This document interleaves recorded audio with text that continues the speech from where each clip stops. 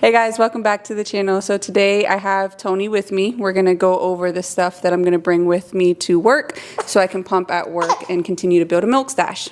All right, so the first pump, which is in that black bag, was the original pump that I had purchased when I was pregnant with Bella. And I got this pump because I used it previously with my first breastfeeding experience and it worked great. But this time it didn't work good at all. And I think it was because Bella was tongue-tied, so I had a lot of difficulties, a lot of nipple damage, so I wasn't able to use it. So I ended up purchasing this wearable pump that works way better.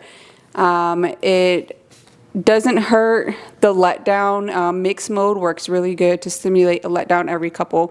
Like for me, it's like every 10-15 minutes. The pump runs for 30 minutes and then it cuts off. And then because I'm going to be, or I do work at a doctor's office, it's easy for me to just put it on and then get back to work. I was going to freeze my milk at work and then come home with it and use these bags, but I've decided not to do that because we live in Vegas and it's been like 110 degrees and it'll, so hot, yeah, it'll defrost before I even make it to the house. So I ended up purchasing this little travel bag yesterday. Kind of looks like a lunchbox. It does. It looks like a lunchbox.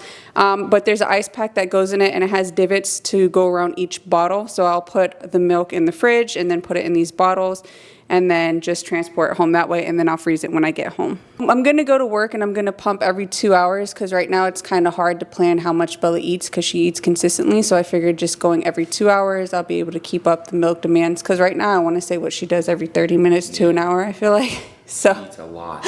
She eats a lot, so I can't pump every hour, so we'll do every 2 hours, and that should be enough to continue to build up the stash for brother dad here to watch her when I go to work. Yep. Pretty nervous, can't lie. Because it's so much easier with mom home. She always gets her to stop crying somehow. I don't know how, but she does. I need to learn that trick. Once I learn that, we're good. Yeah, unstoppable. I'm gonna have Tonio grab the milk stash that I have so far. I haven't been pumping crazy. I decided not to do that this go around because it just created such a oversupply the last time I breastfed and it was way too much. I threw most of it away. I was so mad. I think I threw up how much? You don't freaking remember. Majority. That's like 75% of it. 75% of it, because what would happen is the milk that I would pump at work ended up being the milk that she ate. So that's why this go around I told myself I wasn't going to do that, and I was going to do the same thing that I did with Dalio, my other daughter, which would be just pump and that milk they'll just use. So Tony will go grab the storage for me out the freezer. The breast milky, the milk from my tatas. Oh shoot, you got a lot. I don't know though, because she's eating 3 ounces at a time, and most of those are like 3 or 4 ounces. That's a pretty good amount, I'd say. And if you're pumping consistently like every day, then it'll build up, right? Yeah. So that's why I told myself at first, when I first had to think about building the stash, I'm not gonna lie, I psyched myself out and I actually went crazy about it. I was looking on social media thinking that I was an underproducer. I'm not going to produce enough. If you're breastfeeding, the worst thing you could actually do is go on social media and try to find ways to increase your milk supply. The only way that you're going to increase your milk supply is by making sure your mindset is right, because if your mindset isn't right, you're going to psych yourself up that you're not making enough and you're going to end up giving up before you even start. So don't get on social media looking for tips. Does she drink the whole bag, or does she drink like half of the bag? I'm going to take probably 3 bags out and fill up a bottle, like 3 or 4 bottles, 4 ounces each, and then you're just gonna have to gauge it. If she wants more, you can give her more. Okay. I'm just gonna try to feed her and then try to rock her to sleep. See how that goes. Bella likes to eat a lot. So these aren't, it looks like a lot, but these are like 3 ounce bags and stuff, which she's doing more than 3 ounces. They're right at 3 ounces. And then some of this is when I first started to pump, I had mastitis and I also had thrush. So some of these are labeled thrush, and I'm hoping that we don't have to use it, because when I looked it up, it says you could still use it, but it doesn't kill the bacteria or the yeast that was on the skin at the time that the milk was obtained. So I don't want to go through that again. It was probably the worst experience on top of being tongue-tied. Tongue-tied. You heard that? Don't point out when you hear it, bro. Just roll with it. So this pump, the Momcozy, this is the Momcozy Model 5. I got this one because it was on sale during Mother's Day, and I got it for like $150 when it's usually like $2 something. And it's been really good. There's no pain or anything. I like how it comes with different flange sizes, so you can measure and see which one works best, because that's the thing I forgot to mention. With that other pump, I had just a standard flange that came with it, and it did not work. So if you're getting a pump and you're not getting enough milk, make sure you check the flange size, because more than likely your flange is putting too much of your nipple in, and it's not going to cause the milk to come out. So make sure you get that right. You use this one the most, right? Yeah, that's the one that I use all the time now. And it's convenient. It's convenient, and I was able to actually pump 3 ounces out of one of my breasts yesterday, so that was pretty good. I was actually, because with the other pump, that plug-in one, I was only getting like 0.5 ounces, and I actually went to the doctors when Bella had her tongue tied, and I was like, man, I'm not getting enough milk. I'm not producing enough after I pump. I'm only getting like a half an ounce, but honestly, that's normal, and I didn't realize that until later. If you're exclusively breastfeeding and trying to pump, you're not going to get that much after a feed. The most you'll get is like a half an ounce to 2 ounces after a feed. So if you're pumping after you fed your child and you're not getting enough, don't psych yourself up, because that's actually normal. Because that's what I did. Looked on social media and I was like, oh my gosh, these girls, the milk is just falling in the bottle. I don't have enough milk. Bella's going to starve. And then I just changed my mindset, and I was like, you know what? I'll build up what I can. I'll feed her what I can. And if I can't get it or something's not working right, we'll deal with it then. Tonio, now give them a demonstration and put the pump on. Are you serious? Yeah. This is going to go in the video? Yeah, I want to see it. I'm not putting on my bare nipple, but I'll put it over my tank top. You want it on my bare nipple? No. So No, I'm not doing that. I can't do that. This one is the Medela pump-in style. This one plugs into the wall. And I originally was against a battery-operated pump because honestly I felt like it wouldn't function as good. I felt like being plugged in the wall was actually better, but that is not the case. So I bought this one and I used it, especially when Bella was tongue-tied before her procedure, thinking that I was going to be able to express the milk really good, and but it didn't work like that. It actually didn't work at all. This isn't the original flange. The original one came with the size 24. This is, I think, a 15. And even with the smaller one, it was extremely painful. It was pulling the nipple all the way in. It wasn't expressing the milk. It wasn't causing a letdown. I had to lean over and massage them the entire time just to get out 0.5 ounces. It just didn't work for me this time. It worked great the first time, but for some reason this time it didn't work good at all.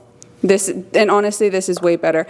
I can put this on, I can cook, I can clean, I can pump on one side, feed her on the other side. I'm gonna be able to, sit at my desk, get up, room, do whatever I need to do at work and not be tied to the wall. Plus, I don't even think that I'd be able to use that at work because it takes 30 to 45 minutes just to get a little bit, and I'm not gonna be able to be in a room for 30 to 45 minutes, so this is way better. The only thing I wish was different is this pump is really loud, so I'll turn it on. It's going to be a little awkward being at work, but can you hear it? I mean, it's loud, but your job's pretty loud too. It's loud, but my thing is, 2 things I'm kind of concerned about, and I'm just curious to see how it's going to go.